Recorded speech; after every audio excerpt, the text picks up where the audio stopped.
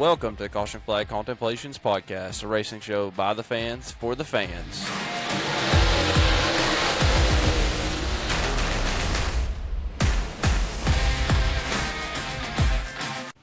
All right. Welcome into the Caution Flag Contemplations Podcast. I'm your host, Casper, the host, rip-off of the Ghost, I suppose.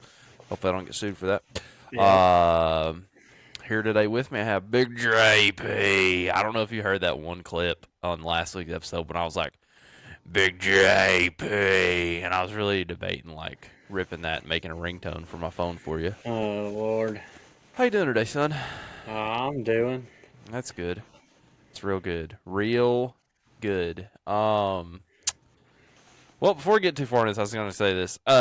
If you have made it this far into our, let's see, we are 47 seconds in. If you made it this far, please subscribe, share, like, follow, click the like, comment, give us 5 stars. If you're going to give us 4, then just go home. 5 only.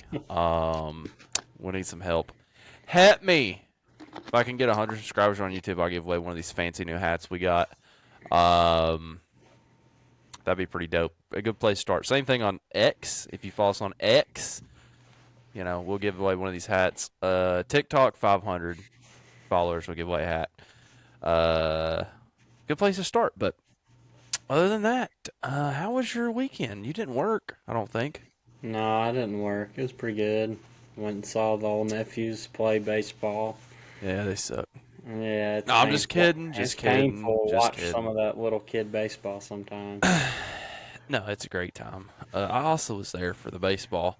It is that like 9-10 first-year kid pitch, bruh. Like, painful. Oh, my gosh. Not a fan of this whole thing where the coaches get to come in and pitch, though. Like, what the actual F are you people doing? Yeah, I think it's ridiculous that they have that. That's why we got guys at lower levels that can't drive because their parents give them everything and they never going to have to learn the hard way. Something about they don't want them just running around the bases on walks and all that. And yeah. I don't know. It's whatever. It's weird. It's like they go to 0-3 or 3-1 and 3-0. It's 3-0 or 3-1 that the coach can come pitch. It's so dumb. And the coach throws 3 pitches and they either hit it or they strike out. Yeah. You do have to swing at those pitches, turns out. Whew, that one kid that did not swing at the 3rd pitch from the coach, I was like, oh, wow, okay. That's not good. Other than that, it was great. Weather was nice. It was kind of hot. Sunny, got a little sunburnt. I wore the flippy floppies. Got a little toe hair burn, you know, from the sun. But that's pretty good. Went to a wedding. Whew. Oh, yeah. My boy's going down to the beach to live a great week of relaxation. I don't know why he said they were getting up at 7 o'clock in the morning to leave. Like, I would have been getting up at like 11 a.m. and leaving. But whatever makes him happy, that's their life. Super happy for him. It went well. Had some great cake. It was Atlanta Braves themed. Groom's cake was fantastic. Nice. Hung out in the rain. Had the rehearsal. Went to his house on Saturday. Stayed up pretty late. Thankfully, this camera screen just like whites out my whole face, so appreciate that, Google Docs. I was looking at dark mode for Google Docs. It apparently have to like get a daggum extension in Chrome to do it, which is wild. But anyways, so I was looking at that, but yeah, stayed up. Hadn't slept much, but we made it back. Didn't get to watch too much racing, but on the dirt side, we got rained out anyways, basically. Hunt the Front did not, but Tomic got rained out for World Outlaws and the Valvoline Iron Man Light Bottles. North, maybe? I don't even know. I don't think he says North. I think he only has one division this year, but they got rained out, unfortunately, and Atomic got canceled, but when that did the wedding, I probably got like a 2 out of 10 on the speech. Probably blew that, but it is what it is. I get nervous. I should have done it in podcast form, just recorded it and played it on a screen or something, but you know, I tried to get a podcast just to practice, and I still blew it. So, sorry, Dan. I'll try better next time, maybe. Hopefully there won't be a next time, Katie. Hey, what if they listen to this in the car on the way back? That'd be interesting. There's a chance it could happen, to be honest. I'll leave some more for the end. That way, if they do, we'll talk about that when we get to the end. But yeah, it was a good time. So, let's see. Other than that, over the weekend, a couple highlights for the week and the weekend. The Hendrick Motorsports team, as well as McLaren, have announced that Kyle Larson is going to do the 1,100-mile double day, whatever you want to call it, Indy and the Coca-Cola 600. I'll be at the first half, and we'll see what happens. They did say that he will be at the Coke 600, essentially, period. Either way, regardless, doesn't matter. If he has to leave, he'll leave. Mid-race, I'll be curious. I don't think they announced a backup driver. Did you see one? I don't think I saw one. So they have to get one of those in line. I'm imagining Tony Kanaan, if he's not driving or something like that. I think he was kind of his driver coach last year, so that's kind of who I'm looking for in that. It might be Jeff Gordon. You never know. He might just go out there and go for it himself. I don't know. Wouldn't surprise me totally. So good. That was good news. Sticking with the open wheel, Formula One. Maxi Max, Red Bull, Verstappen Racing pulled it together. Oh yeah, finally.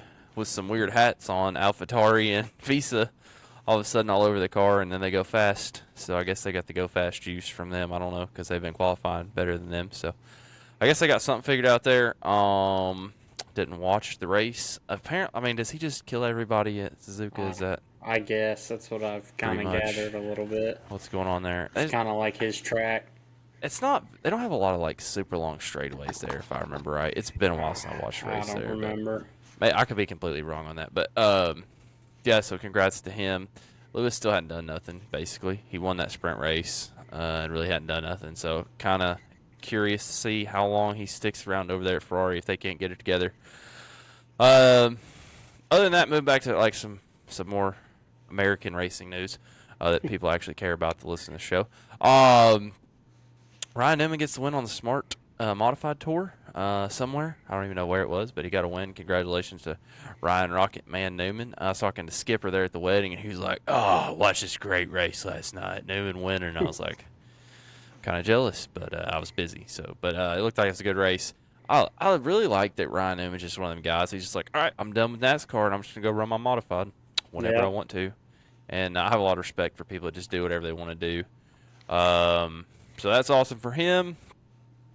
Wyatt Miller wins again at Hickory.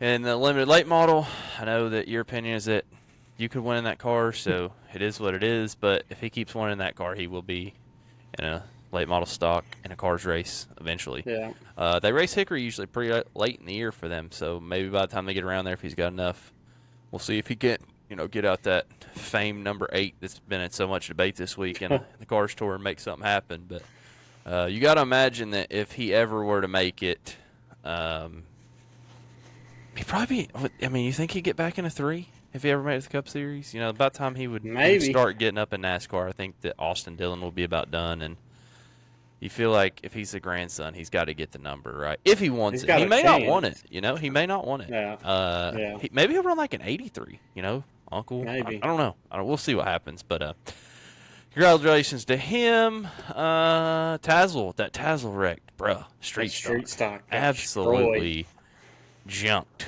Start over from scratch on that one. I saw he was all right, and glad Tazzel and all the local tracks were back up and running this weekend. That's awesome. Glad to see that going.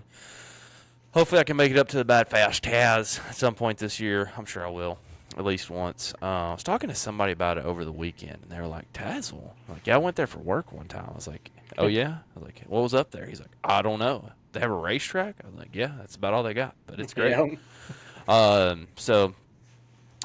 saying that he was up there and I guess selling something or whatever, but he's like, oh, I didn't know they had a racetrack there. He's like, it's way up there. I was like, it's not that. It's like an hour from the house, bro. It's not that far. But yeah, so glad everybody's back up and running at the local level, and it's time to start junking cars. So for those of you trying to get into racing, it's time to start looking at Marketplace, I guess. So find your pennies. Couple NASCAR news. They had an all driver meeting before the Xfinity race, kind of clean up the Martinsville sitch.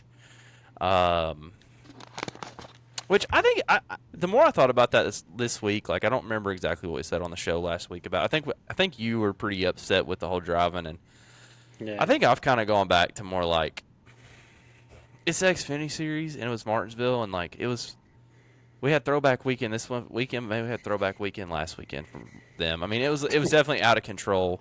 Not 100% okay with how all the driving was, but it is the Xfinity Series. They are learning, and at least the cars can pass there. I mean, Yeah. at least you can't just run in the back of somebody, then downshift and go. I mean, at least Yeah. they got that. So I don't know. But anyways, in this meeting they had, Dale Jr. was getting real savage on Twitter. I mean X. He was like, somebody had tweeted something about Austin Hill chasing cars. It was like the Jurassic Park thing, and Junior's like, yeah, well, I got one better than that. Whenever he spoke up in a meeting and said he was going to be one of the senior drivers teaching guys how to race clean, that was the funniust thing I've heard in 20 years. Yeah. And I was like, Yeah, that was Junior woke up and chose violence this morning. So I think Junior's probably a little bitter because Austin Hill pretty much junked 3 Junior Motorsports cars last week. I started thinking about it because he got Quapple, he got Allgaier. He never got Mayer. He did get Zilich, though. So he got 3 out of 4 last week for JRM. And so I think, that was a little bit of that coming out. But it is, I'm right there with him. Like, Austin Hill has been around a while, but he has, was this his third year maybe, fourth year? Something like that. But he's definitely always, he's somebody you don't want to see in your mirror on the last lap. I mean, he's uber aggressive. He fits in really well with the RCR crowd. I said that, meant it. Whether you like it or not, it is what it is. He fits in well with them. So, but I thought that was interesting. And then kind of my biggest highlight out of all the things I saw on X while I was scrolling around at the wedding there was Greg Biffle gets in the Ford Mustang Dark Horse pace car and absolutely just smokes tires, leaving pit road in front of the field. And a no-sleeve shirt because of his bet with Cletus McFarland. And I'm just like, this is awesome. Like, this is a great time. So, I guess that was the other thing. Travis Pastrana wins the Freedom 500 and immediately spray paints a $100,000 car. Ruins it with $20 worth of spray paint from Lowe's. So, I guess when you're Travis Pastrana, you got it like that. You can do what you want. But how much do you think that car's worth now, though? Like, probably more, honestly. They probably could sell that thing probably for a decent amount of money, like auction it off for charity or something like that. I think that car's probably worth more money now, like you said, than it was. I think they should put some new tires on it because they kind of got a little paint on the tires, and that's kind of trashy. But I was like, damn, I think I would probably just clear coat that bitch and leave it, honestly. Whew, it actually looked kind of good. I mean, like, oddly enough, it looked like some graffiti crap, but it was kind of cool. So that was an interesting deal there, but. Anything else you want to talk about you seen on the X or racing or iRacing? I actually do want to mention I finally saw the YouTube video of Travis Pastrana driving the sprint car. Just to give you an idea of how tall Travis Pastrana is and how small a sprint car is, they had to take the wing off for him to get in the thing. What? And then they put the wing back on it, or did he run it wingless?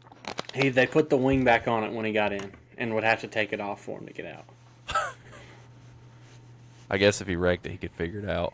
I mean, the wing would probably come off anyway, so it'd be destroyed. But man, that's wild. I did not know that. God, that's kind of scary. Yeah, it's like he'd have to run one of them taller cages. I'm pretty sure on those sprint cars, some of them have to run cages that are a little bit taller, if I'm not mistaken, or something like that. Probably. Or let's sit the seats lower. I would really, if there was an interview with him, like immediately following getting out of the car, that's something I would probably like to see. There's been a lot of people got in sprint cars over the years, and they're just like, what is wrong with you people? Like, I'm going to take a drive shaft with 900 horsepower and stick it between my legs 6 inches from my great idea. Sack. No, not for me. Not for me, folks. I'm usually a sprint car hater, honestly, a little bit, but I mean, they got it, and I've started watching a lot more. High Limit has really kind of drawn me in. Just because of the schedule. I was talking to somebody about this at the wedding. Just because of the schedule they run, and it comes on flow. It's like 2.5 hours and done pretty much every time. It's in the middle of the week, so I'm not like trying to watch it against Lucas or whatever. So I've got to where I watch it pretty good. And also, it's hard to watch a lot of those West Coast sprint car races for me because they don't end till like 2:00 our time. So it's just it's hard for me to stay up and watch them, but. Maybe one day I'll get into it. There's just a lot of late models around here. I don't know if you've seen, but we'll get to it. But there's like 17 crate races this weekend that I would actually not mind watching any of. So we'll see what's going on there. But kind of getting into the dirt results from the weekend. World of Outlaws, like I said, Atomic with Valvoline Ironman. Late models got rained out, canceled. I think they canceled on like Wednesday. They canceled it pretty far it was ahead a of couple time. days early.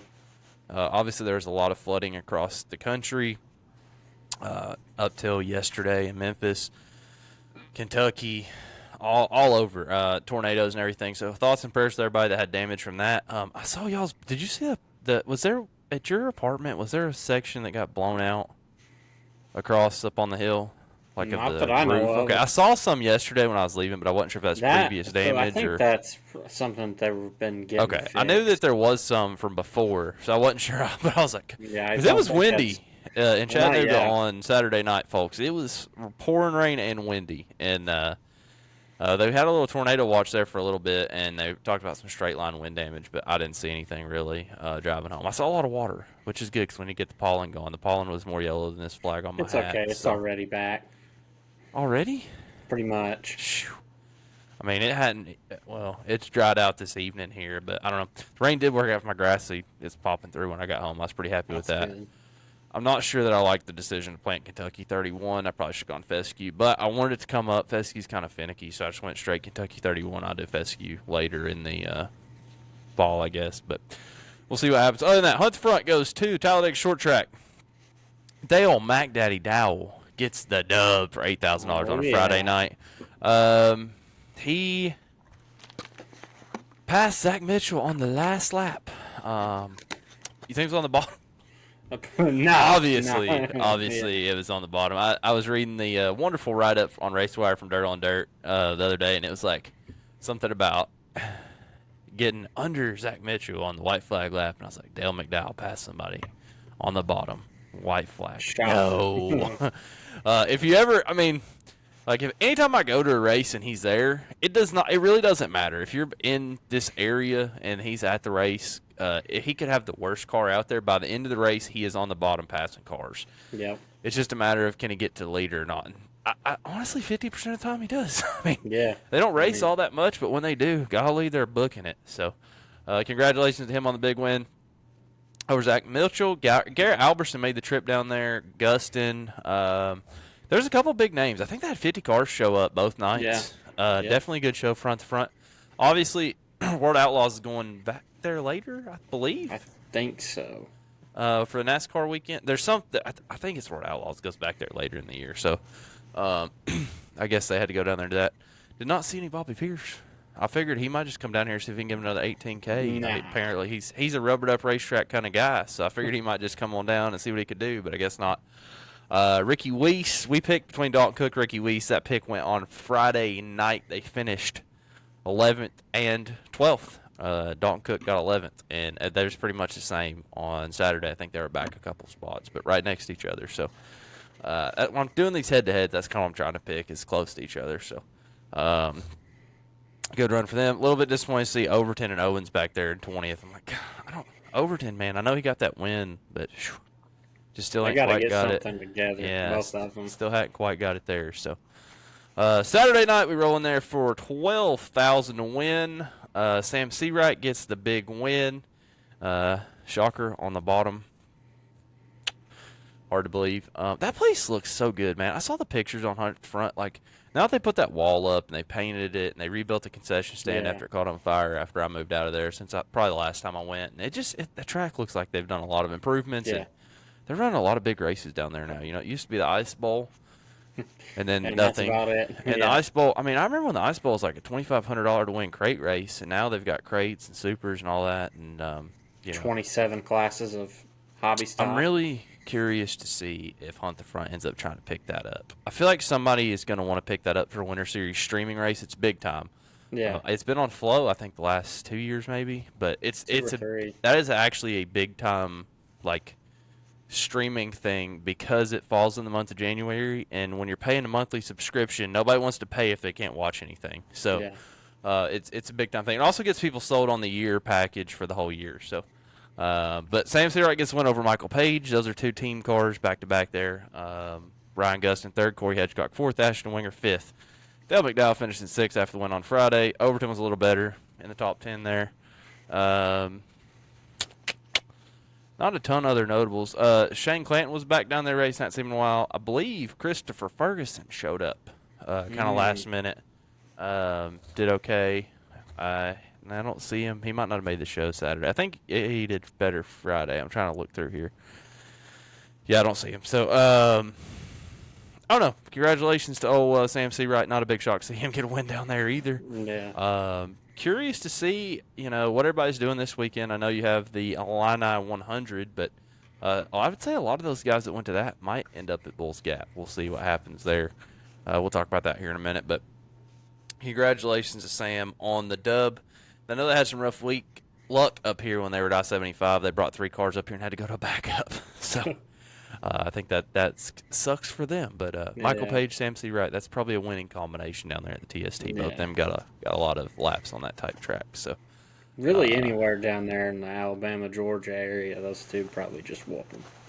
For show. And being on the same team probably helps them. So other than that, the only thing we kind of talked about last week that I'll bring up results-wise is the BMF local crate series here, Best Plumbing BMF Motorsports crate series 604 or whatever they're calling it. I have no idea. They were at Smoky Mountain Speedway for like 2,000, 2,500 to win or something like that. Randy Weaver gets the win in the CVR house car. Shocker. Randy Weaver won a crate race in East Tennessee? No. I mean, dude, the thing about Randy is like, he don't race that much, but by God, when he races, he wins. When he unloads, he's a threat. So he's dang near the favorite. I mean, he's probably got, at this point, he's like the last couple years, he's probably up around like 50% win percentage. So I do believe that what I saw said that Ross White led most of the race, and he got around him late. And I think Ross White actually broke and had to park it a few laps to go. So shame on that. Randy Weaver, Bradley Llewellyn, Skylar Marlar, Dylan Perry, Chase King, Jake Whitehead, Mitchell Childress, Tyler Price, Wayne Blankenship, and Zach Seiss. Zach Seiss will be with the All-Stars, I believe, starting this week. We'll talk about that here in just a few seconds. But I love seeing the crates around here. That would have been a good show to go to. I'm sure it was a good time. So I guess that's about all I have results-wise this week. There was a lot of rain. I looked at the schedule. I don't cover every schedule in the whole country because, frankly, I don't live in the whole country. I live in East Tennessee, so if it's not around here, I'm just not going to talk about that much. But, dude, it's like 1, 2, 3, 4, 5, 6, 7, 8, 9, 10, 11, 12. 12 races, or 11 races, it looks like, got rained out. So definitely a tough thing there. I forgot to look in that 602 crate thing at Fayetteville. We'll have to do a quick search here as we go through the schedule here. Coming up this week, you have the World of Outlaws Late Models Illini 100 at Farmer City. That'll be on Dirt Vision. That'll be a good time. I think that is, I'm trying to find out how much money that is to win. 20,000. Nope. Yep, 20,000 to win. So that's 20 on Saturday, 12 on Sunday. Be a big time deal. I'm sure they'll have them loaded up. I'm sure Bobby Pierce will be the favorite.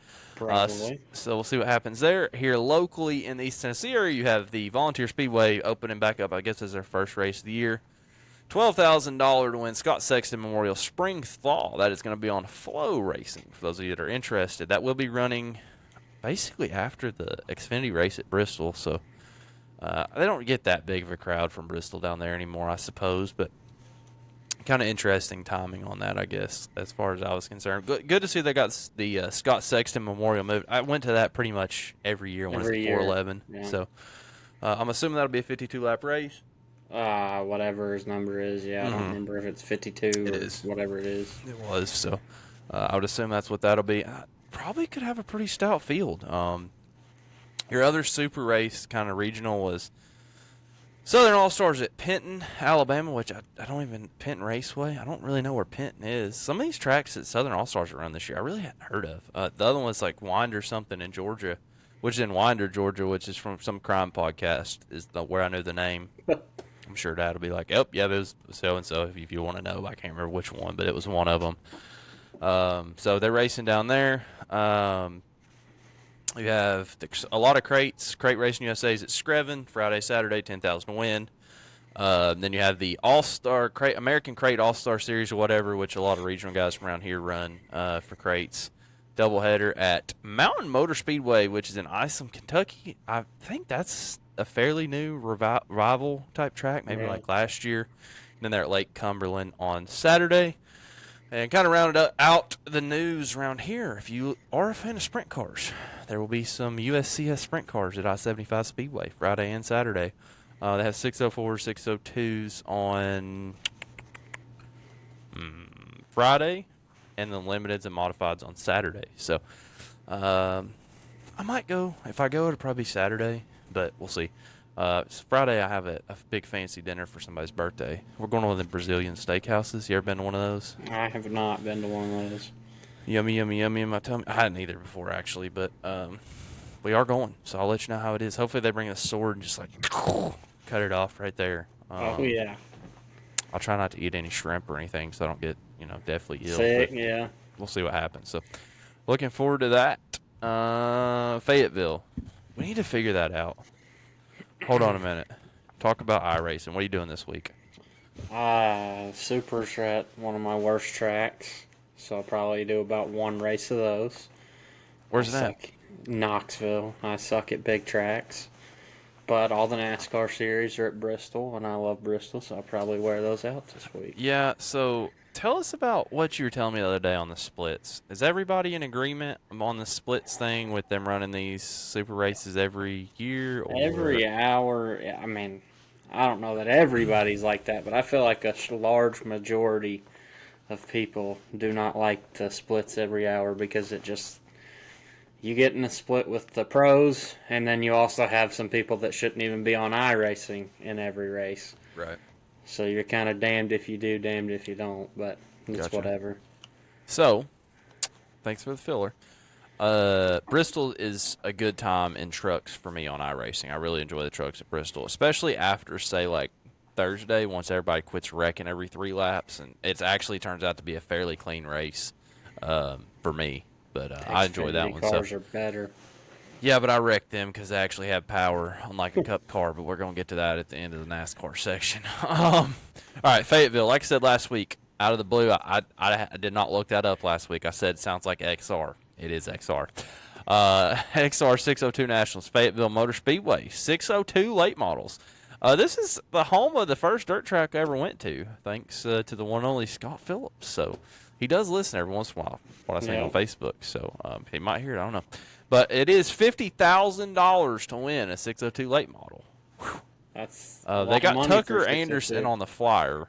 He's probably be tough. $50,000 for first, $20,000 for second, $10,000 for third, $5,000 for fourth, and you're getting paid $3,000 all the way through 10th.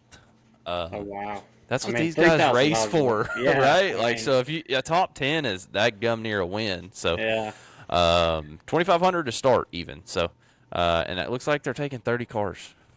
Wow, pretty big field. So hopefully that'll work out for them. That would, I imagine, be on the XR streaming platform, whatever that is at this point. I don't have it, but we'll see what happens there. So if you guys are interested in the area, go down there and see that. Probably be pretty good. I am kind of curious, I know Supers, other than World Outlaws running, you could have somebody go jump in one of those cars and go try to win some money. Honestly, the one that I would think that might be a sneaky pick, he could be running World Outlaws or whatever, would be Dalton Wilson.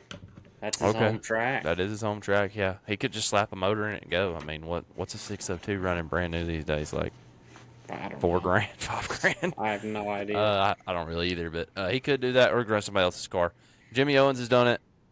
Here, as of late, he's run modifieds and crates for other people. So I'd be curious to see if somebody wants to put a shoe in there, see if they can go win the money. You never know. But that'll be interesting. We'll definitely cover that on next week's show, see how it goes. I'd be curious how many cars have show up. For 50, Probably they're obviously wanting a lot of cars. It's a 3-day show, so I'm imagining that's going to be like, well, it might be practice, then, qualifying heats, but we'll see what happens there. So, other than that, moving on to the asphalt section. I don't know, man. It was Darlington. We're going to do the Cup. Well, we'll do Xfinity first, I guess. Christopher Bell on the pole. Did you see who won stage 1? I did not see much of the Xfinity race. Harrison Burton gets a stage win in the Throwback That's probably for the only one Pops. he'll ever get. Dadgum right. Actually, that's his second stage win of the year. Thank you very much. He also won a stage at COTA on strategy. He won this one on strategy as well. So Worked out for him, I guess. Probably the only two he'll ever win. Later in the race, he stayed out for tires, like at the end of the race, and absolutely like restarted on the front, and he went to 23rd in 3 laps. So he was absolutely a rolling chicane at that point. But yeah, worked out for him. Stage 2, Allgaier takes the lead and goes on win stage. Not a whole lot going on. We get to stage 3, and it starts getting interesting. So Ross Chastain, Chase Elliott, and Christopher Bell are 3 Cup drivers that are all entering this race. 17 for Chase Elliott, 9 for Ross Chastain, and Bell was in the 19. I think it was the 19 because Brandon Jones was in the 20. I think it was the 19. Yeah. That's right. Yeah. So that car, the Amarola, has been driving. So these are all cars that have been competitive. Chastain, this is his second race of the year, or whatever, and he's been competitive when he was in it. And he was trying to tear up the 17 car, I believe, with Larson. So, apparently he's just a butthead. I don't know what to tell you. He also put Bell in the wall, didn't he? He did. So we'll get to that. So that was going out there. Chastain was kind of running away with it there in stage 3. 54 ends up wrecking down front stretch, gets in the wall. We bring out the caution. Like 30-something to go. Everybody kind of gets tires. They restart for 1 lap. And the 14 spins. And then as the 14 is spinning, Chase and Chastain are racing pretty hard. Chase got pissed, and I'm a fan, but I'm gonna have to be hard on him here for a minute. He got kind of mad because Chastain kind of slid him and made him lift. I'm getting tired of him lifting. I'm just kind of getting tired of him lifting. I know that he doesn't want to junk the car. The car was kind of already junked because he had some contact early in the race with the wall. It was already taped on the front. He was still quick. He finished second in the race, but like Chastain slid up in front of him. He wasn't happy about it. Under caution, he's like, "You tell the 9 car," which, that's interesting audio to hear Chase Elliott talking crap about the 9 car. That's just kind of a little bit of an odd one. But he hit him like 4 times under caution. Didn't spin him or nothing, just ran the back of him, ran the side of him. And he was pretty hot. And they asked him after the race, he's something like, they were like, "How do you like racing?" He's like, "I love it. I hope it continues." So we'll see what happens when they get around each other at Bristol in the real race cars. Hopefully something good. I doubt it because, unfortunately, my boy Chase, he needs to get a little bit of that money out and put it right here on his lips and then let it come out because we're getting a little much talk for not a lot of action here lately. Yeah. So, they obviously got into it at Coda. He was going to wreck him. Chastain got out of the way. So they've kind of been cooking. They've been cooking for a couple years. I mean, back to when Chastain had issues with Hamlin, Chase also had some issues at like Phoenix or Gateway or something like that. So they're not exactly the best of friends. Obviously, they're both Chevrolet drivers. The whole thing with Hendrick and Chastain and Rick and HendrickCars.com sponsoring that car. So who knows all the dynamics there.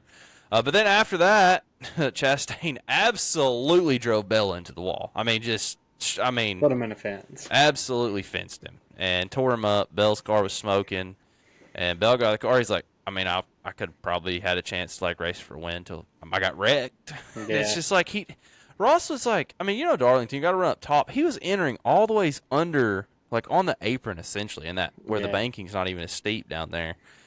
Just Bobby Pierce, all the ways up to the wall, and then he ran in the side of Bell and put him in the fence. And Bell wasn't happy, so it turns out they ended up having 4 cars stay out on this last caution with 10 to go with no tires. Everybody else pits, and it was bad. Like they were all up in the way. Brandon Jones ends up being the first one to get by him. Chase ends up getting past him, but basically it was either Harrison Burton. I think it was Jeb Burton, not Harrison Burton at this point in time. Jeb's up there, and he basically held Chase off for a corner, and that was enough to get Brandon Jones' separation to get away. Yeah. And Brandon Jones wins the race. So congratulations, Brandon Jones. Definitely having a solid year so far. I think I said he'd never win. Did you say that? I said he would win. Yeah, I said he would. Didn't I pick him? I think you picked him. You did, yeah, for sure. I didn't, but you did. Yeah. I've been wrong a lot this year. Also, shout out my iRacing teammate, B. Jones. He's your iRacing teammate? No, it's the same name, different person. I got you. Well, shout out to B. Randon Jones of iRacing at whatever your team is called. What's it called? Midwest Sim Sports. Midwest Sim Sports, the best out there from JP over here in East Tennessee in the Midwest. Yeah, for sure. Y'all got that CFM support or what? Oh, yeah. Uh-huh. But yeah, so It was a good race. The Xfinity race was pleasant to watch. I went back and watched the replay today, and I was just like, man, these cars, they come off the corner, they snap loose, they can catch it, pedal it, catch it, whatever they want to do. They don't spin out. It's a great time. You got Chastain can drive in over his head and run somebody in the wall, which is dirty, but you can do it. He didn't spin out. Yeah. They couldn't downshift and go. Like you have the ability to make passes and make moves and do stuff. Maybe you shouldn't do that all the time, but whatever. At least I had the ability to do it. Cup cars, you don't have that. So, anyways, moving on to the Cup race, and we'll complain about that some more. I got a lot of that. I do have another Dear Dennis coming. Oh, man. I just can't help myself. Anyways, Cup. William Byron back in the 24 Final Ride Silver Exalta paint scheme. A good-looking race car. In my opinion, the best throwback, but I'm biased. Jeff Gordon fan. That was Jeff Gordon's last ride. Clearly, I was a big fan of it. He dominated the race. It was like 243 laps, which is the most in years, and did not win the race, unfortunately. But your boy, Kyle Larson, and the Terry Labonte Tiger Throwback. We ain't got to talk about that. I mean, the thing about it is he just ran out of talent, too. I mean, Sure did. absolutely just ran out of talent. I think it's because he hadn't run a sprint car in like 2 weeks. So, I don't know what happened. He hooked it coming off the turn. I think it was on the back stretch. But, anyways, lap 4 puts it in the fence head on like a complete idiot. So, congratulations, Larson. They did take it back to the garage and start working on it, which that's going to come back up here in a minute. But they did that. So, I said early in the week it'd be Hamlin and Larson head-to-head. Well, it could have been, but then Larson decided to go be Larson and have a bad race. So, it is what it is. Byron pretty much dominates Stage 1, Stage 2. Kind of the notables, Riley Herbst and Carson Hocevar get together at like close to the end of Stage 1, basically fighting for Lucky Dog. Yeah. Right behind Byron, and almost hooked him in the back whenever Hocevar got in the fence. Hocevar gets his third DNF of the year, ties him with Josh Berry, Ryan Blaney, and Cody Ware as the 4 drivers that have 3 DNFs out of 8 races. So that's tough. Not too good. Anytime you're in a stat category with Cody Ware, you're not doing too good. Or Carson Hocevar, honestly, for that matter. So, is what it is. At least Hocevar's out there trying to get it, scoot boogie. His cars have been quick, and he's made some boneheaded moves for sure, but at least he's trying. So, he's just a rookie, and it shows. But other than that, Stage 2, Keselowski loses a wheel nut, and I'm not sure the wheel ever came off. I think just the wheel nut came flying off, and it got loose, and they never threw a flag, but they had like the video of the wheel nut. They slowed the camera down. You could see it come flying off, and I think it stayed stuck like in the wheel well. Something. So it never came off. So my question on that, and I don't know the answer, is because there was no caution and no tire on the track, I don't think that's going to result in a penalty for a loose wheel. It shouldn't. I don't think by the rule, but I'm really curious to see how that works out. Thought that was interesting. He also almost got killed by somebody with probably 100-mile-an-hour closing rate on him, and I don't really know why they didn't throw the yellow. I don't know if you've seen that clip, but like he was wiggling coming off the turn, and somebody was like yay far from hitting him. Like I said, with probably 100-mile-an-hour delta. So glad nobody got hurt. That could have been bad. I will probably listen to see if TJ says anything on the download about that. TJ didn't spot. He was sick. What? He was sick. He was not spotting. He had a stomach bug. Well, it's probably his fault then. He had a stomach bug? That's what they said on the TV. Brian Keselowski was spotting. He couldn't stand up there and talk because he had a stomach bug. I don't know. What a loser. Maybe Brad's just tired of TJ. Congratulations to Brian. I think he's crew chief for like a TA2 car now, which is awesome. He's, crew chief throughout the Xfinity field, drove some, done some, but Brad's always there for him, and that's cool to see them, get to work together. Not a great race for Brad, clearly, with the wheel nut flying off, but it happens. That's interesting, though. So TJ needs a cool suit on the roof, and he got a stomach ache and missed. I'll definitely be listening to download because Dale Jr. is absolutely going to rip his butthole out, so I'm curious to see how that goes. Anyways, Josh Berry, Stage 3, as far as wrecks go, absolutely gets turned off the nose of Tyler Reddick for what I saw to be no reason, really. Yeah, not a great time. Yeah. Like, I made 50 to go, 30 to go. I don't know. We were at the wedding watching that. Saw that happen, and Marshall and Skip were like, what? But, that's their boy. So, anyways, 5 to go. We get down, and Kyle Larson driving like Carson Hocevar, doing it because he's doing his best impression this week. Oh, yeah. Tyler Reddick is racing with Blaney for the lead. Blaney passes Reddick. Reddick pushes in the fence. Reddick kind of pounds the fence. Larson comes underneath Bubba. I don't know why I passed him. It's not huge, but I don't know why I passed him. And, yeah, absolutely just pushes the brake pedal through the floor. And Bubba runs in the back of and spins him out. So there's caution comes out with like 2 to go. And my initial reaction, however I was watching, I didn't have availability sound. I was like, oh, Bubba just turned him to help Reddick out. What a loser. And then I went back and I was like, oh, no, Larson just parked it. Like Carson Hocevar. So, like, clearly not thinking, gets turned, hits the wall again, basically the same way that he hit the wall with the car to start with, which is just hilarious to me. It's almost identical. So this is kind of the first time that the DVP policy is kind of played in where somebody came back out on the track and really got a caution because of it. I think there was one other debris caution earlier in the year that I remember about, maybe Atlanta when we were there. There was like one more where they had one, but other than that, that's kind of the main one. So then after that, Hamlin wins the race off pit road. Blaney goes from the lead to 4th. Ouch. Hamlin's crew, I guess, is doing some weird thing with a jack, like where they're like, apparently they've been doing this all year, but they like Jackman pulls the jack out and then like slings it around straight under the car instead of like picking it up and carry it and then doing the move down. Like he's just like, yeah, and yeeting it around and just slide it up under there and pump it. And it's pretty slick. You should go watch the video. But they say it's saving maybe a half second. Not everybody can do it. So I think it's probably high risk, high reward. Because if you're kind of just like throwing it under there, if you miss, obviously you don't really have like the jack post like you used to. There's really like a cutout, I think, in the frame or the body that it slides into. So kind of curious. I know that they were talking last week about the pit guns, they had to regulate those, and there's talk about regulating the jacks because apparently now that's one of the things that's getting fabricated is jacks because it's one of the only areas in the rule book that's not completely, you have to buy this and have this. So I guess the teams are looking into that and spending money on it. So we're curious to see what happens there. But Dennis wins race off pit road, and I'm like, well, this is over. Yep, sure was. I was pulling for Blaney, honestly, for my boy.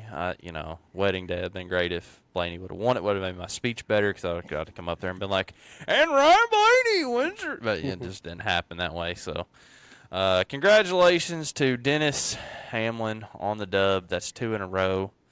Yeah. It's likely going to be 3 in a row this week. Let's be real.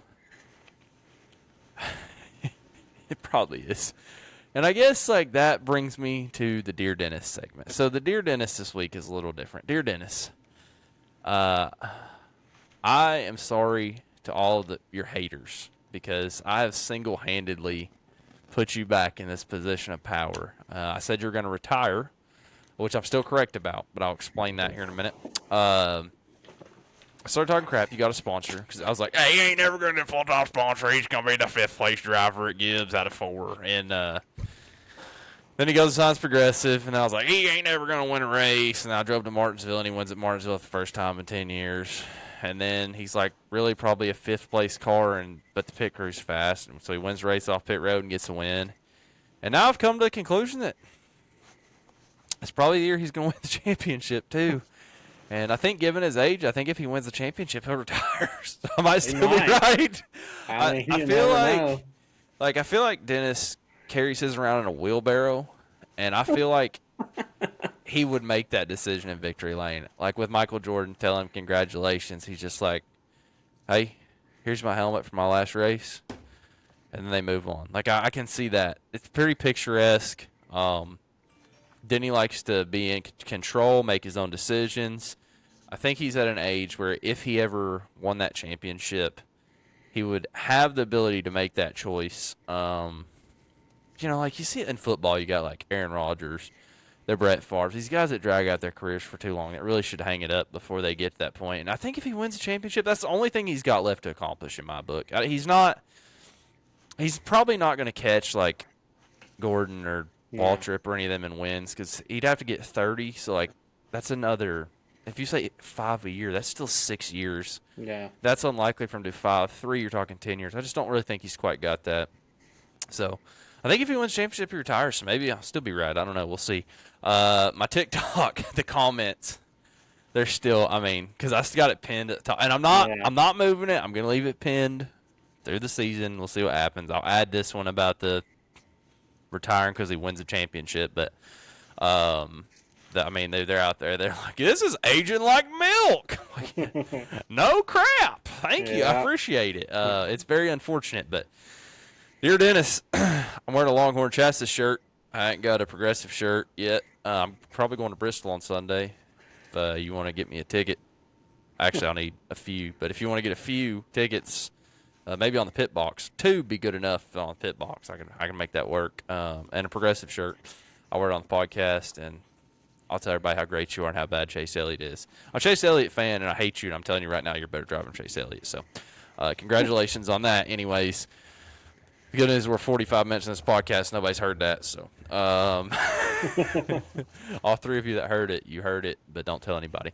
So, yeah, that's it. So, I guess, like, overall, Darlington, I'm going to ask some opinions. Give me some answers.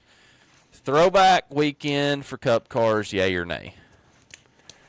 I mean, if every team truly does a throwback, I like it. But where we have some of these that don't do a throwback and just run a normal wrap or whatever, it's just like there's no point, you know? Yep, I agree. Xfinity cars, throwback or no throwback? I mean, I don't. The same thing. But I will say the best throwback scheme of the whole weekend, I believe, was Carson Quapple's Jamie McMurray throwback. Yeah, That used to be one of my favorite cars back in the day. that's fair. I mean, I agree. That was a good throwback. Actually, still though, that it was the 42 car, whoever that is in Xfinity, ran the old silver bullet, and Yeah. there's something about that car gets me. My answer on throwback weekend is no. Send it down the road. If you want to have like a Hall of Fame weekend and celebrate the guys or whatever, something like that, that's fine. Bring the guys back. I think it's really cool to have Carl Edwards come start the race. I think it's cool to have Greg Biffle in the pace car. Why do we reserve that for one weekend, though? I mean, if you go to Texas, call up Terry Labonte. Yeah. He's from, go to where, if you go where these guys are from, just do this on a regular basis. Have these guys at the track. It's part of the sport. Have them on the pre-race show, which they did, I'm sure. They do that for football. Like, they go to these towns. It's no different like college game day or something. You bring some of these people in. So, I'm a fan of that. I think the throwback thing's got to go, like, every 5 or 10 years. It's almost kind of like the Dirt Million or I think if you go another 10 years, you could run a NASCAR race at Bristol on dirt again. I think it'd be interesting. It's just like, I don't know. It's not exactly – the paint schemes don't look as good because of the numbers. So, first of all, if we're going to keep doing it, then you have to give them the option to move the numbers back for that week. Second of all, like you're saying, if you're going to have 18 cars do it, 19 not, then, like, it's pretty stupid, honestly. Yeah. It's like, what do we – and it, they were making the point on the teardown. They're like, these teams pay a lot of money to be on these cars, dude. Like, you hear about some of these guys that's trying to get in a back marker Xfinity car and they need to bring $80,000 to finish last 5 laps down, like, at best. And, if you're on a Cup car, I don't know what you're spending, but I imagine, $500,000 a race, At probably. least. I mean, I'm just guessing, like, if you're competitive, probably that a race. So, to spend that money and then use somebody else's brand, like, from marketing perspective, and that's what everything is these days, it's bad. So my thing is, if you're going to do it, then don't do it all the time. Do it like every 5 years. And I really would like to see these throwbacks be with the actual sponsors. Figure out some way to work something out with them. Yeah. Whether NASCAR's got money to give out to the teams and say, hey, we're going to call you up. We're going to just like Junior did the thing with Budweiser, the one-off race in the Cars Tour. And I don't know if he got paid from Budweiser to do it. I'm guessing probably a little bit, probably not too much at the same time. It's just like Larson's car was cool, but like bring back the Frosted Flakes. Like, it's just kind of weird. The teams that have smaller sponsors or their own sponsors, they can have a little bit more flexibility. But like if you have Denny, he just started this new deal with Progressive, right? They're like 2 or 3 races in. If we don't have Throwback with Progressive, like what good does that do? Yeah. You know, that they're just kind of starting their relationship, which thankfully for him they got a win at Martinsville. I'm sure they're happy with it, but you know, I don't know. There's not enough schemes worth doing. You had Chase Elliott in the worst throwback scheme I've ever seen. You had a lot of teams like from 2311. You know, they didn't do it, They but don't have. why would they throw it yeah. back? I mean, they don't have anything to throw back to, you know. Yeah. Toyota really, if you really think about it, Toyota hasn't been in racing all that long itself anyways either. So, I don't know. I'm kind of over the throwback thing. I think every 5 or 10 years, bring it out. And if you're going to do it, do it. Move the numbers. I mean, that's my opinion. So, that being said, let's wrap up the Cup thing. One more kind of random thing that Marshall wanted me to point out, you know, because he caught this. Cody Ware finally passes Jimmy Johnson in points. Jimmy Johnson ran one race, Daytona. He finished in the top 10. Cody Ware passed him in points after 8 races. That's how many races it took Cody Ware to pass Jimmy Johnson in points. He has a 10-point lead over him. Corey LaJoie has less points than Jimmy with 2 starts. I looked, but other than that, everybody else has started all the races. Does Cody Ware have like a 604 crate engine in his car or something? It might be that one out of the Tommy maybe? Baldwin modified. I don't know. I have no idea what it is, but I don't know. I mean, you know, you hate to be that way. Also, did you see that whole legal battle situation where they may not have a charter next year because I guess they kind of agreed to sell one, but then now they're trying to say they were selling it for 27, not for 26, but they have a rental agreement for their other one to RFK. So, like, that would leave them in an open situation next year, basically. They ain't making a race at that point. No. Well, I mean, there's not enough cars show up, but it's kind of interesting deal how that's going on. So that we'll see what happens with that. But I hate to see all this legal crap, you know, between that and the 2311 stuff. And NASCAR hates to see Denny win, so I'm sure his car's going to be starting to get torn apart at the R&D Center. So other than that, just overall difference in the Xfinity and the Cup cars I talked about a little bit. Do you think Xfinity racing is better than Cup racing on a week-to-week basis?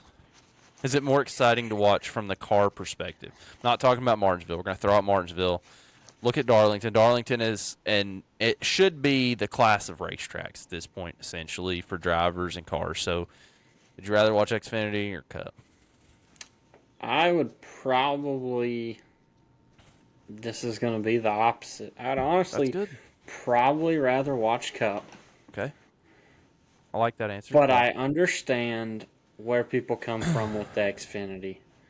It's the more traditional style stock car. So it's racing. I like the answer, so why Cup? Because it's what's new. And even though the cars have still been around for whatever, how many years it is now, they're still trying to figure them things out in the ovals. And I think that they are slowly getting better at racing in the ovals. Yes, they don't have the power.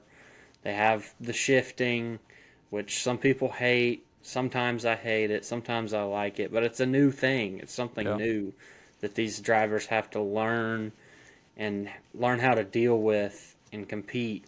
Whereas, you know, the Xfinity cars, it's your solid rear end, 4-speed transmission. It's just a classic, like, stock car kind of style of driving. And it's just something new that I'd rather like to see, maybe. Okay, that's fair. I mean, dear NASCAR, if you guys need to hire a podcast, I got your guy right here. We'll make this a pro NASCAR podcast. We can do that. Apparently, it'd be more pro NASCAR than Holler Talk because they said Xfinity Racing's better than Cup. They said it on the NASCAR podcast from NASCAR Media. That's like daggum Major League Baseball having a meeting and having a press conference and saying, "Oh yeah, it's better to watch the Lookouts than the Braves." No, God, what kind of idiot says that on an? I mean, I really like the idea of their podcast. I don't know if you listen to it at all, but the Holler Talk podcast is great, perfect. Get out your side of the story and all these explanations because right now the teams have outlets, the drivers have outlets. I really like that they have that out there to like explain this is the penalties, this is the process, these are the people that do it. I think it's a fantastic idea. But my God, man, you cannot come out and say that your Bush League literally is better than your main series. Like, you can't do that. Yeah. That's like daggum going to a World of Outlaws race and being like, yeah, it's more fun to watch the four bangers, right? You cannot do that. It's not okay. I'm sorry. It's just like you can't. The competition has to be different. Now, here's my thing. I'm with you. I'm trying to embrace the new car thing. This is the problem that I have, though. And you watch it at a track like Darlington, which is a driver's track, right? The tires wear out. They're slipping, sliding, getting loose off the corner. These cars, and I really think it's the independent rear suspension and the giant-ass tires. They don't slide. Yeah. And they can't really slide them because what they've talked about is where the sidewall's so small, if you start rolling it over, you end up, there's nothing. There's no grip. Yeah. So that's part of it. But, like, Ross Chastain had the ability to just drive it all the way to the bottom and run over Christopher Bell. You can't even do that in a Cup car if you want to. Yeah. Because you won't make it. You will either spin out or you'll cut right or, whatever. And, if you could hit him, yeah, he could possibly downshift if he wanted to, but that's still at least wheeling it. So, like, I'm okay with that, kind of what you're talking about. Like, shifting on itself is not bad, but when it makes it to where you can't pass somebody because it's a problem, these cars are becoming very, very, very aero-dependent, unfortunately. It doesn't matter what they run in. Some weekends you're going to have somebody like William Byron unload and lead 243 laps because Rick Hendrick spends, over the years, billions of dollars, right, to be the fastest team out there. And, Bell's JGR's having a really good year. They've got more wins now, I guess, than everybody else. So, like, they're having a good year, and they spend a lot of money to do that too, right? So, like, they should be faster, and, like, that is part of it. The deal is, I want to see somebody go to the back and be able to come back through and win, and nobody can do that right now. I don't know.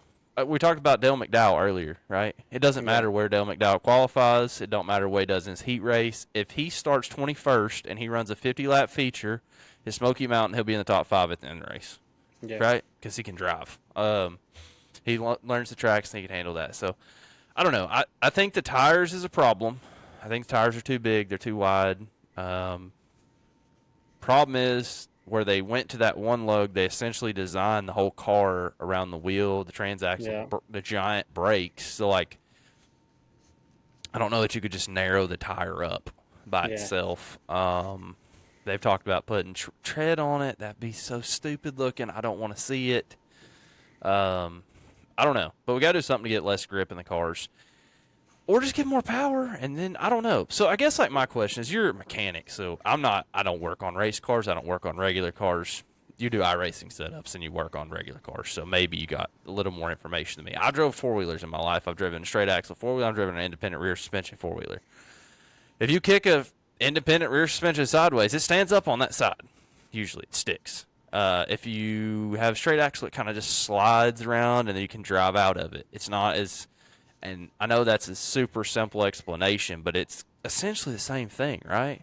Yeah. Now, granted, you drive independent long enough, you get used to it, but it is kind of more sticky and risky and on edge. So, whereas the other one, you just kind of throttle down, and you can either throttle down or slow down, whatever you want to do, and catch it. But I don't know. I understand that we're trying to make cars that relate to what we're selling on the showroom, and I tell you, they're going to get everybody that's talking about this power. You know what they're about to do. Like in 26, when we announce these motor packages, hybrids, turbos, superchargers, whatever, it's coming.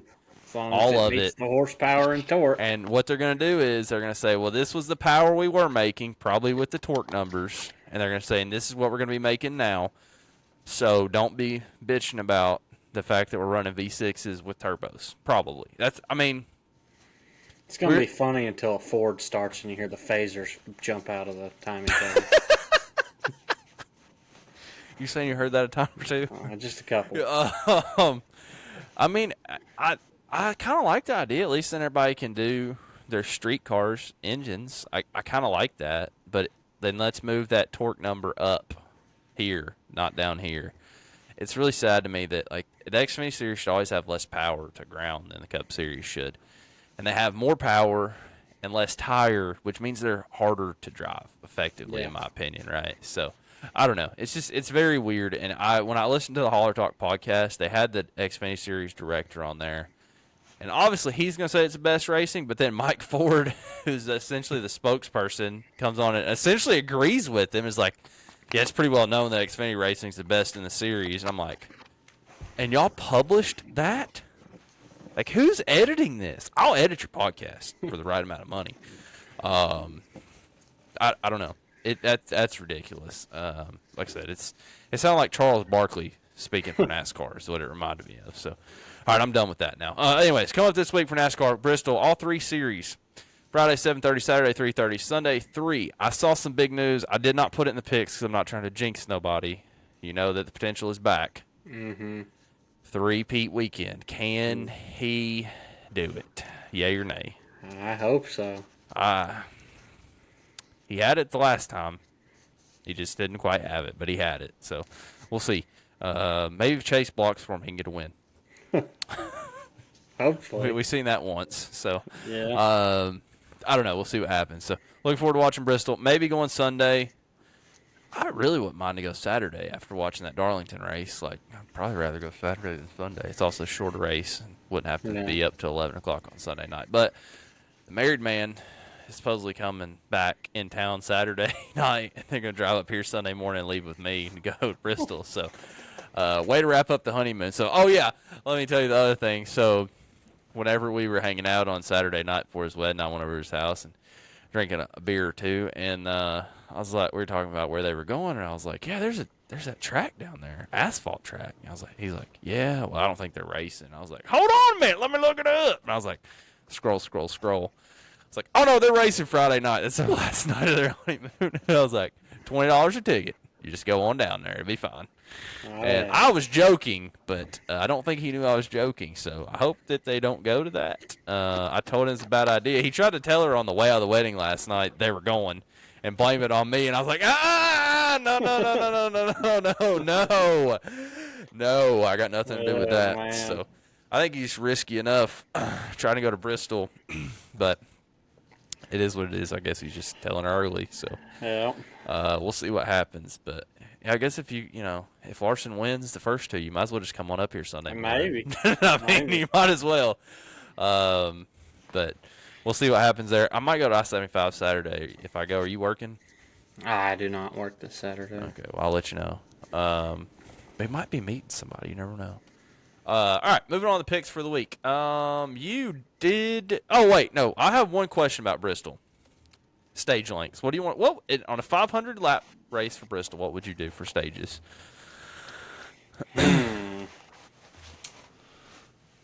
I would probably. I'd probably go 150, 150, 200, and just do 3. I like that. It's close. I was really curious if we would hit the same one. I'm currently pulling up to see if they have it up here. What it is. I'm sure. You know what? I know one. Bob's probably got it. I was about to say, I know one X account that'll have it.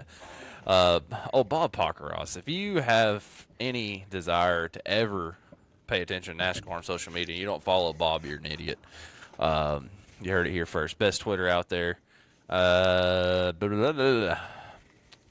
entry list. Usually it's on the entry list. Cup. No, not stage links. They're not on there. Food City 500. Hold on a minute. We're looking this up. They really do change these stages somewhat regularly. Year to year, but let's see. Bristol. Oh my gosh, we're really already grinding through this season, dude. We're getting there. Bristol FAQs, photo gears, news. Let's try FAQs. I don't know. It's probably not in there. It's not gonna be. It's not in there. Okay. 2 things. One, I think this is gonna be the last 500 lap spring race at Bristol. Just for the record, my stage length choice would be 125, 125, 250. Possibly 120, 120, 250, so you get a full 250. And the reason for a full 250 is you get 2 full runs or 3 full runs, depending on how you want to split it. On tires in these cars, because they can go like 120 on fuel, I believe. I think it's kind of where we're at now. So But they're going to be running those soft tires. What was the option tires? What they're running? Same ones they ran that fell apart. Was it that Hope last they do it spring? the same Was that thing. last spring? Yep. Is it going to be Hope it cold? does the same thing. It might be. It's cold right now, boys. Let me tell you, it's 80. It was 90 degrees here on Friday, and it is 51, low of 42 tonight. Actually, I think overnight low is like 33. So we're going to freeze. I got to put on a hoodie in the morning. I do know that. And guess what? What? If the tires start falling apart like they did last year, guess who's going to win? I mean, he's probably going to win anyways. Let's just be honest. Yeah, but if the tires start falling apart, if again, I bet on the race this weekend, I will bet on Denny Hamlin winning the race because I know better. I mean, I'm going to be there. He's already won 2 in a row. He's won so many races there that I've seen. Like, I mean, I'd be surprised if he didn't win, honestly, when I'm there. So, let's see. Sunday says 65-45. So, not cold, not warm either, but not necessarily cold. So, we'll see what happens there. Interestingly enough, it looks like rain Friday and possibly Saturday. So, we could have that Saturday could be bomb if you had truck Xfinity doubleheader. They've never done that there. That would be sweet. That'd be a great day racing at Bristol, just for the record. But anyways, good to hear you see that. I'm sure it'll probably be like 200 lap last stage. Probably like you're saying. Hopefully it's not less than that. That's like the bare minimum for me. But less. I borderline want to go 100, 100, 300. Hey, that'd be cool too. This was the other one this was the real other one I had. It's 50, 100, run the rest of it. Damn. And I kind of like that. Honestly, is general, but just because like I really like those end runs. The 50 gives you an exciting start to the race. You got to sprint to the points, shake your car down. You're really only halfway going through a tire run, so you're not worried about tire wear. You're not worried about fuel. It's just as hard as you can get those points. Shake your car down, get your adjustments made, and then like I said, I just like leaving a good chunk of race at the end for these things. They play out good. They'll probably be a wreck. Honestly, like we are getting back to the point where they don't not wreck in these things. So I don't know. Anyways, picks. You won last week. Congratulations. You won 3-1. Okay, the bottom one is where we're making the picks. The top one's picks we made last week. World Outlaws pushed because of the rain, so I did a yellow there because it was a push. So we're gonna repick that again this week. They're in the line 100. Same thing on that. On the front, we had Dalton Cook versus. Tricky Ricky. Ricky. And you did get the dub there with Dalton Cook. Duke versus Florida. Duke choked it. Houston. Florida's tipping off here in about 30 minutes against Houston. I'm going to take Florida. I would win the family bracket challenge, and our plant manager will win the one at work, so we're really pulling for Florida. I finished second or third at work. I got the same bracket over there. Xfinity. I took Sam Mayer, you took Sammy Smith. Sammy Smith came out, apologized, said he's an idiot, and did a good job, got the win. I also took Larson, you took Hamlin. So you got the win 3-1. You're closing back in. I was up 5-1 at one point at this thing, and now we're back to 5-3. So pulling back up to close. Going in this week, World Outlaws, line 100. 9 versus 9, Hoffman versus T-Mac. Who you got, son? I'll stick with T-Mac. I'll keep him. Cool, I'm sticking with Hoffman. So that works out great. I don't have to even change it. Yeah. Bulls Gap. I couldn't get official entries on this. I'm assuming the 17M was confirmed. The 157 was not. He does not have anything on his schedule in the future. So I'm assuming he's going to go close to the house. He's pretty good there, been quick there. So we're going to go 157 of Mike Marlar and the Infinity Chassis versus the 17M Dale McDowell. Give me a Mac Daddy, son. He's going to pull that old green pit bike out and stomp on him. I also am going to go 17M as well because he's been quick there for about the last 2 years every time they race. Trucks. I tried to pick some interesting ones here in Trucks and Xfinity this year. Rajah Caruth versus Lane Riggs. Give me Rajah. I feel like this is a battle for about 5th. It could be. Lane's been quick. So the reason I went them is both of them have actually historically been pretty good at Bristol. Yeah. So I believe Lane Riggs even won there last year. I'm pretty sure. I'll go with Riggs. You can have Rajah. I'll probably be pulling for Rajah because he's going to be in the HendrickCars.com. But obviously I'm pulling for the 7 to win because I would like to see Larson get the sweep. That would be pretty dope. Especially if I go on Sunday, see him get the sweep, then sweep the double. That'd be better. So Xfinity, Austin Hill versus Carson Kvapil. Now, I'm going to give you a little history on this pick. Austin Hill trashed Travis Kvapil at Martinsville. I think Junior Motorsports is about over Austin Hill, and Kvapil's had a little bit of a rough go here. His teammates been getting a lot of attention. The thing about Junior Motorsports is they're all good, but they're all also kind of fighting for a step up. Everybody except for Allgaier, essentially. So, who you got, Hill or Kvapil?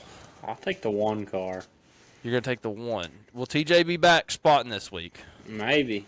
Who knows? Loser. I think I have to take the one car, too. I actually kind of think he's going to win this race, so we'll see. I think this is a better track for him. Hill really is not that great. Short track guy, kind of. I know he got the win at Martinsville, but he really wasn't. That's because they wrecked and he drove through.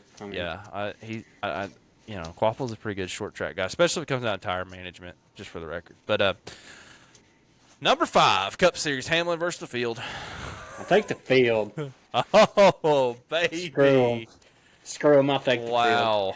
Hamlin's probably going to win the race, but I'll take the field. Oh, God, I was really hoping you were going to take Hamlin. So right now, we only have one difference in pick there in Rajah and Lane Riggs. Maybe we need to add a third option into the picks. Like have 3 things to pick from, so we don't always have. No, I like doing the head-to-head specifically. It's the reason I do head-to-head is because you can bet it that way. If you want to do 3, you're gonna have to submit a proposal. You have to type something up before you log in next week and let me see it. But okay, we could go for a tiebreaker. We could pick one pick that we can't tie on somehow if you'd like. I'm gonna go with. I'll just give me Dennis. I'll tell you what, if Hamlin wins, I'll buy a Progressive Denny shirt and I'll wear it on the show, even if he doesn't send me one for free. Dennis, send me some tickets. Travis, whoever from your podcast sees, I ain't gonna see it. Anyways, all right, moving on. Dennis is gonna win. Dennis is gonna win the championship. I pretty much would like to go back and change my pick at this point. It's pretty much a lock. So, but he's still gonna retire, and then I'm gonna be a smart ass on the internet. So everybody be ready for that. Let's see, what can we pick for a tiebreaker that's like guaranteed? Because we still could tie how we have this one picked. No, we couldn't. We really couldn't because we got Hoffman and T-Mac. Yeah. So, no, we're good. We're good. So, as long as it doesn't rain. No. All right. Anyways, I don't have anything else. You got anything we need to talk about? Is it time to get out of here? Nah, I ain't got nothing. All right, people. Watch some Bristol this weekend. Watch Spring Thaw and Flow. That'd be a good time. If you're in town, go to a racetrack. Go to your dirt track. Go to your asphalt track. I don't care what it is. Go. If you can. I know you can't go every week. If you can't go, watch. But if you can go. Don't watch. Go. They need you to go. They need your money. That track is definitely one of the coolest tracks you go to. Yeah, so we talk about Bulls Gap. I mean, Tazewell being banked and fast, but Bulls Gap is big and banked, dude. You go down there and stand on the back stretch and, like, look down into the bowl, and then you look at turn 3 and 4, and you're like, oh, that's wall. Yeah, it's... I mean, it's steep. It's pretty steep. It's also... It's a little bit more narrow, like front to back. So, like, the corners are pretty hard. And I really enjoy watching racing there. So, you guys go. It's right off exit 23 or 26 on 81, one of the two. Going up there and have a good time. Stop at the Waggles on the way up, whatever you want to do. Get you some chocolate milk, kicking chicken, and some blueberry cobbler milk this weekend, son. Blueberry cobbler milk. That kicking chicken's pretty good. They went up on the price, which is a shame. Why hasn't Waggles sponsored a race car yet? Dear Waggles, if you want to sponsor an Xfinity car, call me. I got somebody to help you. I can get you a deal. Maybe a cup car. Be an East Tennessee driver. Just kidding. He's already tried that. But he's got a booking agent now. I've seen that. Well, I didn't see it because I can't see said individual on Facebook anymore. But I heard about it from somebody else. He's got a booking agent now for sponsorship. So I can at least connect him with the booking agent, and I'll take a cut. But anyways, congratulations to Dennis for getting his life together, having the best pit crew out there. I feel bad for Ryan Blaney's pit crew. I'm sure they had a rough day today in their comp meeting. First to fourth ain't going to cut it. Yeah. That was a great weekend. Congratulations again to my boy Dan and his lady on their exciting marriage. Glad everything went good for that, even though it rained. That was a great time and really happy for them. So, other than that, I just need to find the button, and I will just tell y'all to have a great week. Enjoy the weather. It's going to be 90 degrees before we know it. And other than that, hammer down. Nothing? Wow. Hey, I said hammer down at the end of the speech. Oh, you did? That's good. I did actually say. I was like, it's all about the only thing I said that I remember. But, yeah. Thank you all for listening to the Caution Flag Contemplations podcast. Our theme music is Hard as Steel by Alex Productions. Thank you all for listening. Hammering down. Find a good race to watch. We'll see you next time. Yeah, if you ever do a speech at a wedding, I'd recommend that you actually print the paper out. The printer at your apartment has no ink, by the way, in case you're curious.